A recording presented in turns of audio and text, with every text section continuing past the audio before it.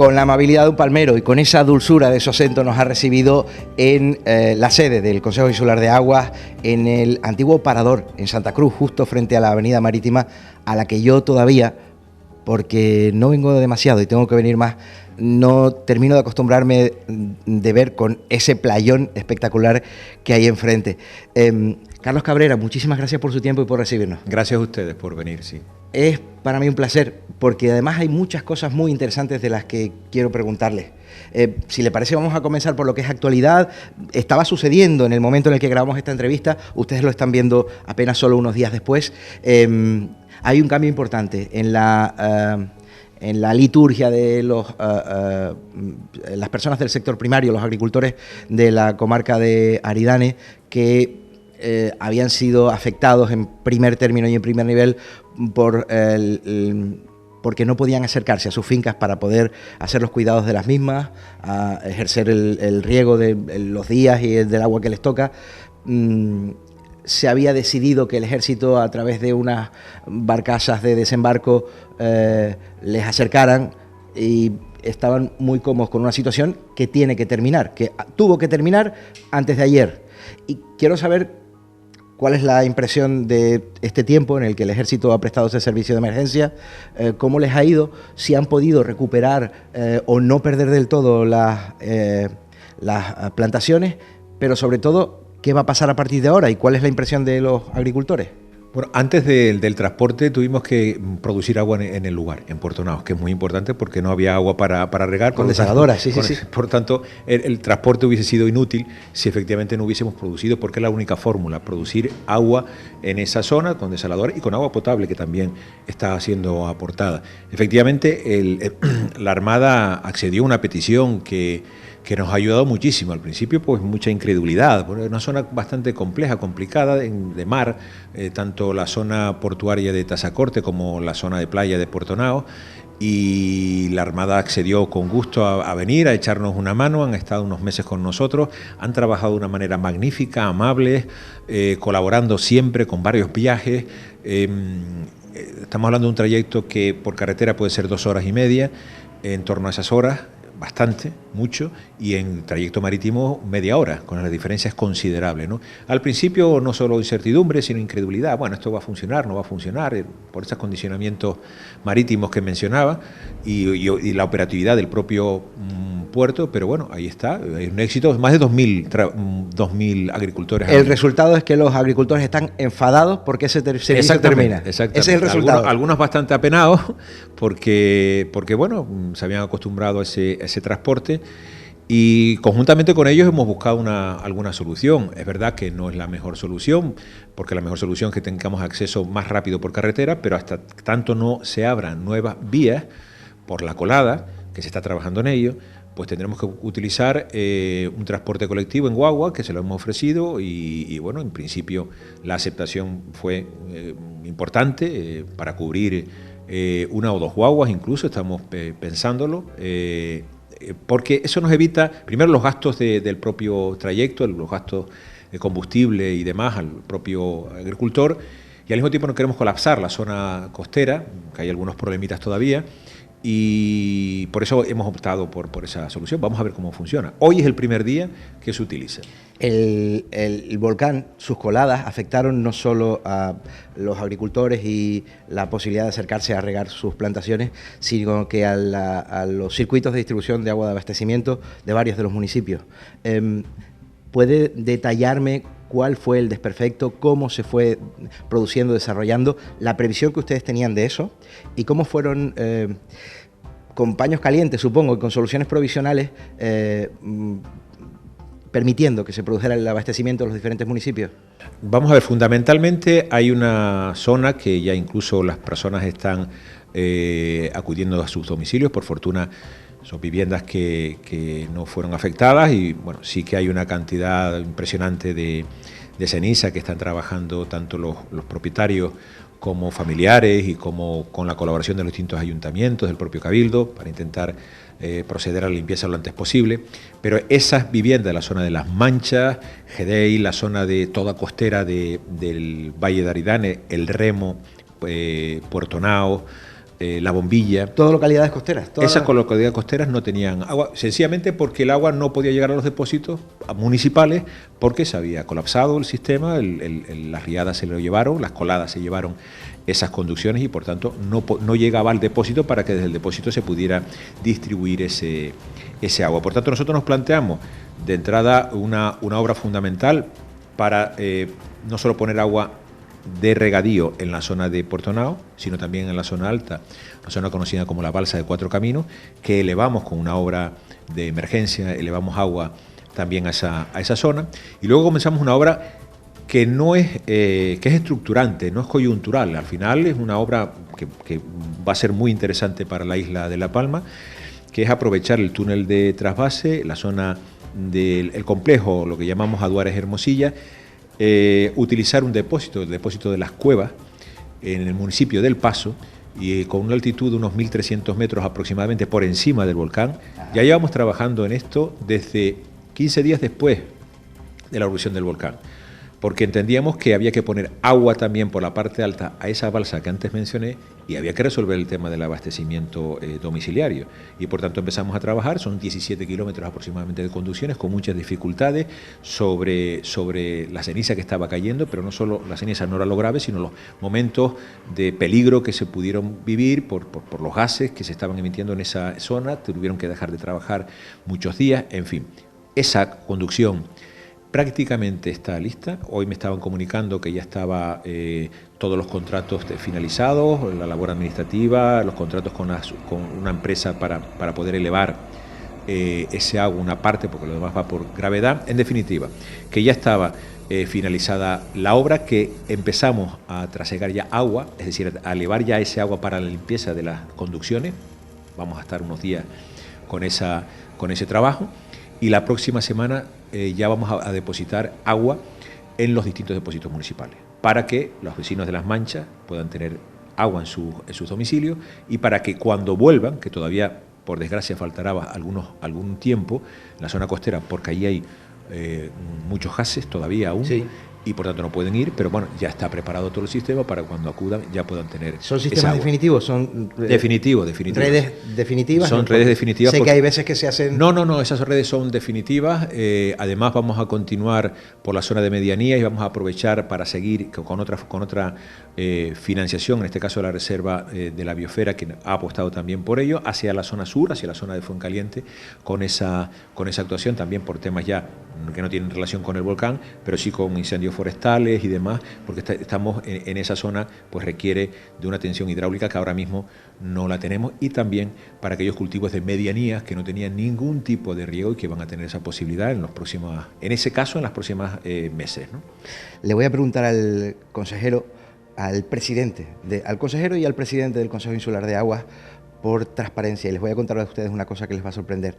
A mí me ha dejado sorprendido cuando he estado leyendo y documentándome sobre el asunto. Pero antes quiero contarles a ustedes que viene de reunirse en estos últimos días en reunión cerrada, casi privada, con diferentes grupos de vecinos afectados por la situación del volcán, y que intuyo que en él han depositado frustraciones, reclamaciones, agradecimientos, felicitaciones, esperanzas y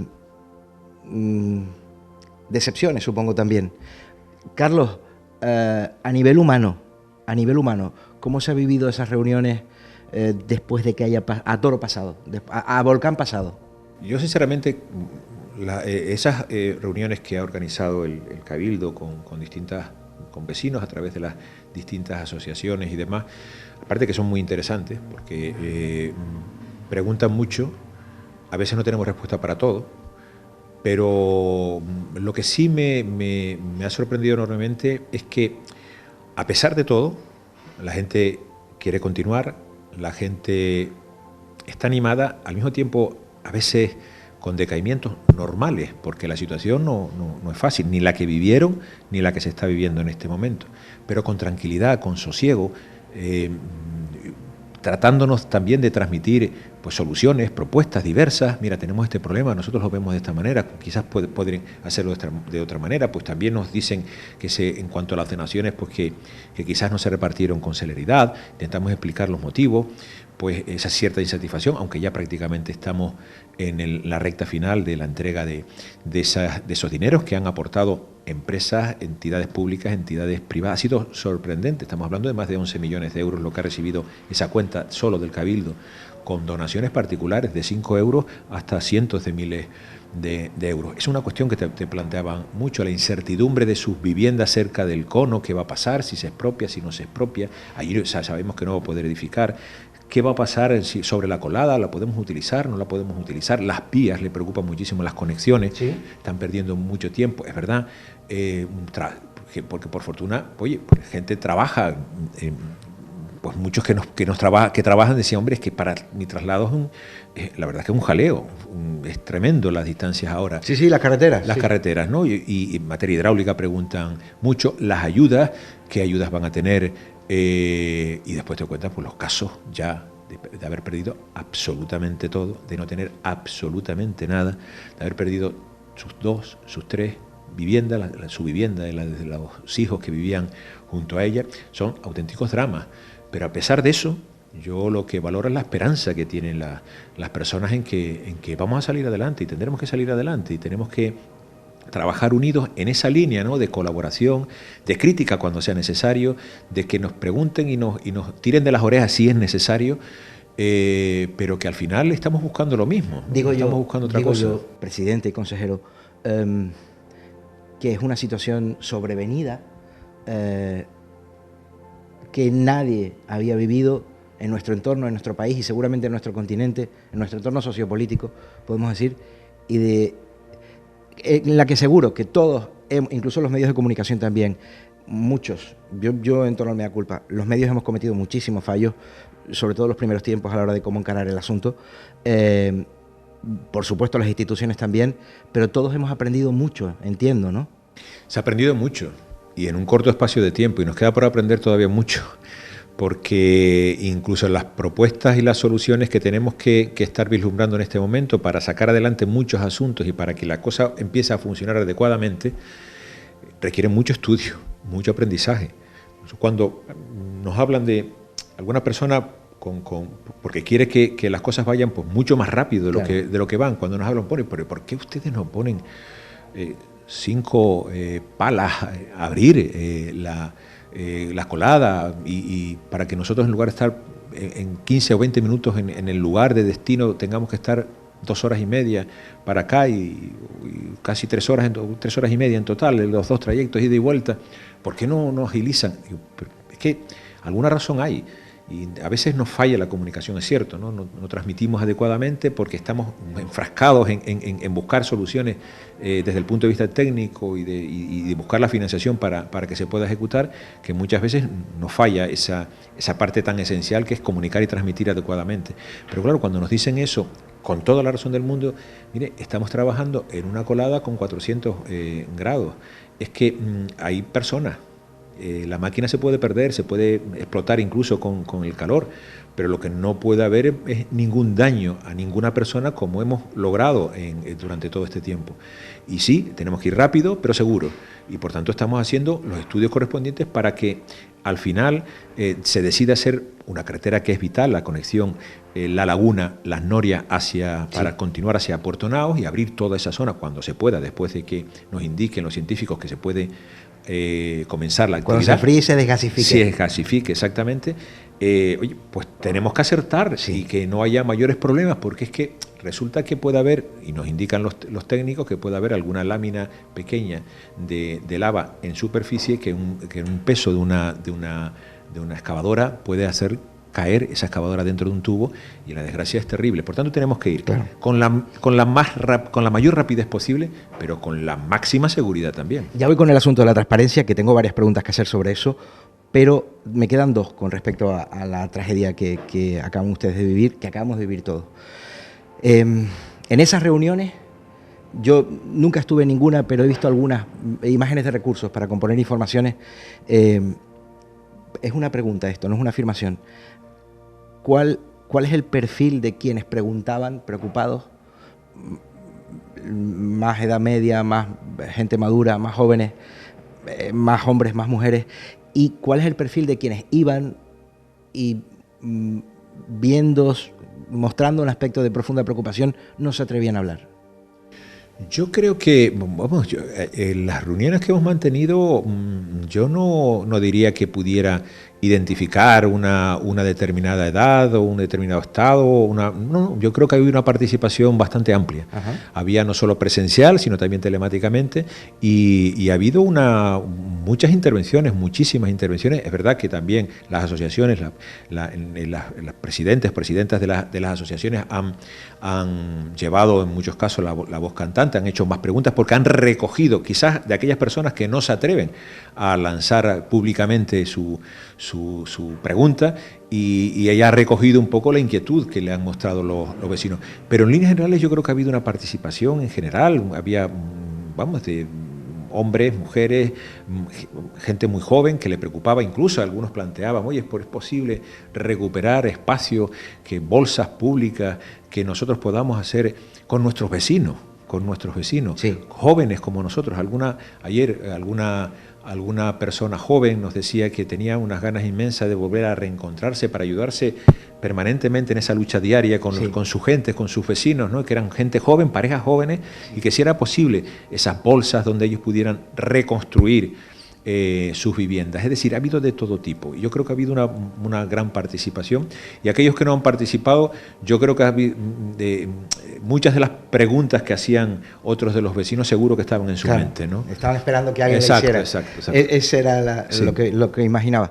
La última, antes de hablar del asunto, te dije que eran dos. Fue el 17 de septiembre, ¿fue? 19. El 19 de septiembre. Ese día yo estaba en Los Llanos y en El Paso, comí en El Paso, una pizzería, y todo el rato estaba un helicóptero volando sobre justo en el que un ratito después, a mediodía, se fisuró la tierra y empezó a salir lava. Es decir, yo entendí en ese momento que las autoridades, ustedes ya tenían muchísima información, tenían dentro de lo posible, de una situación absolutamente nueva, hechas sus previsiones, pero le pregunto a Carlos Cabrera, sin el cargo de todos los cargos, ¿ese día tenías miedo? Cuando vi la erupción, yo lo que dije, está muy alto, ha salido muy alto. Que es horroroso, porque si hubiera salido más abajo hubiera hecho menos daño. Sin duda. No, claro, nosotros pensábamos, cuando ya sabíamos que era inminente, que iba a salir un volcán. El helicóptero estaba allí. Sí. Es que iba a salir un volcán. Eso no teníamos la menor duda. Podía tardar un día, 2 días, una semana, 10 días, pero el volcán iba a salir. Y todos esperábamos, por lo menos esa ilusión, de hombre, pues un volcán estilo Teneguía, que es de risa en comparación con lo que hemos sufrido y lo que hemos vivido en estos últimos meses. Pues oye, pues mira, hasta turísticamente hasta nos puede venir bien, ¿no? Un volcán como el Teneguía, prácticamente en costa y con la duración que tuvo, mucho más corta, y con las emisiones que tuvo, pues no tenía absolutamente nada que ver con lo que vivimos. Pero nosotros pensábamos que pues vamos a ver. Pero claro, cuando yo lo vi, yo lo primero que dije, además se lo dije a unos compañeros que estábamos, cuando nos enteramos de la noticia, cuando ya vimos las imágenes, porque algunos medios también prácticamente fue en directo, estaban allí retransmitiendo, ya había muchos medios por la zona, incluso porque sabíamos que era inminente, y cuando lo vi digo, pues eso está muy alto. Y claro, estaba muy alto y nos ha hecho un daño impresionante, ¿no? ¿Te dio miedo o no? No, porque me dio mucha pena, porque sabíamos lo que íbamos a pasar, lo que íbamos, a los pocos días pues lo íbamos viendo, y ya sumando casas, sumando viviendas, sumando cuartos de apero, sumando fincas, sumando terrenos, sumando plataneras, iba sumando depósitos. Yo estaba asustado de estar aquí, Yo estaba asustado. Por las consecuencias, lógicamente, que iban a tener, sí, preocupado y apenado, porque sabía que iba a ocurrir, que podía ser que la lava tuviera una anchura de 1 kilómetro, 2, 3, 4 o 10 kilómetros. Eso no lo íbamos a saber, pero ya veíamos venir que íbamos a tener muchísimos problemas, ¿no? Más que preocupación, que bueno, ya sabíamos dónde estaba también, ya sabíamos que estaba ahí ya está ahí, apenado porque no pudo elegir quizás peor lugar para nosotros, ¿no? Estamos en un punto y aparte, afortunadamente. Hablando de eso, y quiero que la última parte sea de cosas de las que supongo entiendo, debes sentirte orgulloso porque además eres muy culpable de todo eso, porque le cuento a los espectadores que esta entidad, el Consejo Insular de Aguas, era uno de los sitios, según la entidad autónoma de verificación de la gestión de las entidades públicas, son los 88 municipios, los 7 cabildos, fundaciones, sociedades públicas, asociaciones participadas por entidades públicas, es decir, para mí, innumerables, ellos las tienen que tener enumeradas, instituciones públicas de Canarias. Esta era una de las más opacas, según esta entidad, y en este momento es una de las 17 que tiene una nota de 10 de excelente. 17 de todas esas entidades que les estoy contando. Sí, en el Cabildo tenemos no solo el Cabildo, con ese 10, el Consejo Insular de Aguas, que también ha obtenido un 10. Al Consejo me refería... Y Sodepal también, la empresa pública, la única empresa pública que tiene el Cabildo, que es la empresa de desarrollo de La Palma, Sodepal, sí, también ha obtenido esa puntuación. Hemos ido creciendo, nos hemos empeñado en que, vamos a ver... Lo primero, ¿qué significa eso? Bueno, pues que hemos dado cumplimiento a la ley de transparencia, es decir, hay unos parámetros que se marcan de buen gobierno, de transmisión, de la gestión realizada, de que tienes que estar permanentemente informando a la gente de todo lo que estamos haciendo, colgando todo y estar pendiente de que efectivamente eso se encuentre en las páginas correspondientes para que la gente pueda acceder a la misma, atendiendo a la gente que reclama esa información. Eso en definitiva se trata de eso consiste en la transparencia, ¿no? Nosotros hemos pasado de una despreocupación, por decirlo de alguna manera, con respecto a este tema en años anteriores, a una preocupación de insistir, pero no por el hecho de sacar un sobresaliente, que es bueno sacar un sobresaliente y no un muy deficiente, evidentemente, ¿no? Pero nosotros entendíamos que lo más importante es que pudiéramos llegar a los ciudadanos y que los ciudadanos pudieran encontrar absolutamente todo lo de la gestión diaria, anual del Cabildo que pudiera estar en sus manos, ¿no? Mira un ejemplo claro de esa transparencia. Nosotros, las donaciones se han realizado, ya como antes decía, están prácticamente finalizadas, están publicadas las resoluciones. Lógicamente hay algunos datos que no se pueden dar, DNI, por la ley de protección de datos y demás, pero cualquier ciudadano que también nos reclamaban en muchas de esas reuniones o incluso en las plataformas o en las críticas que se nos hacían, digo, bueno, pues no son transparentes, ustedes, vamos a ver qué está pasando con las donaciones, cuánto dinero hay, lo decimos, está publicado, cuánto dinero se ha repartido, lo decimos, está publicado, y a quiénes, con sus nombres, apellido, dirección, DNI no, y el importe que ha aportado. Eso está colgado para que la gente con transparencia sepa que el dinero que ha venido con las donaciones ha sido repartido de esa manera, y a los donantes que sepan que su dinero, con el compromiso que adquirimos con ellos, iba a ser destinado única y exclusivamente a los damnificados, que no iba a ser destinado a ninguna obra pública, que no iba a ser destinado ni para carreteras, ni para infraestructuras hidráulicas, ni para ninguna otra necesidad que pudiéramos tener, que eso nos encargábamos con los fondos públicos, ya fuera regional, nacional o insular, pero que su dinero, el dinero que han donado, va destinado a las personas.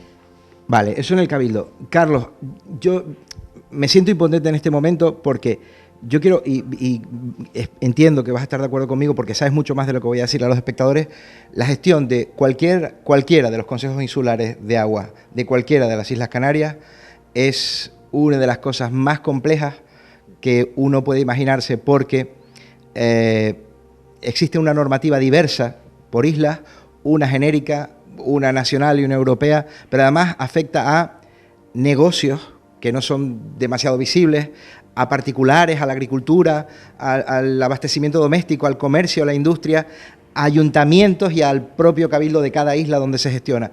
Me parece súper complejo y donde es muy fácil pisar callos, estropear negocios, unos legítimos, otros no tanto, trabajar por la sostenibilidad. Quiero decir, me parece un rollo complejo y difícil de airear. Yo no sé si está de acuerdo con la imagen que tengo del asunto. Sin duda alguna, la gestión del Consejo Insular Pues ¿cómo de se pasa de un 5,5 a un 6 en transparencia a un sobresaliente? Pues por desde el 2017 hasta el 2021, que es la última gestión analizada, fiscalizada. Pues hay que ponerse a ello, es simplemente ponerse a ello.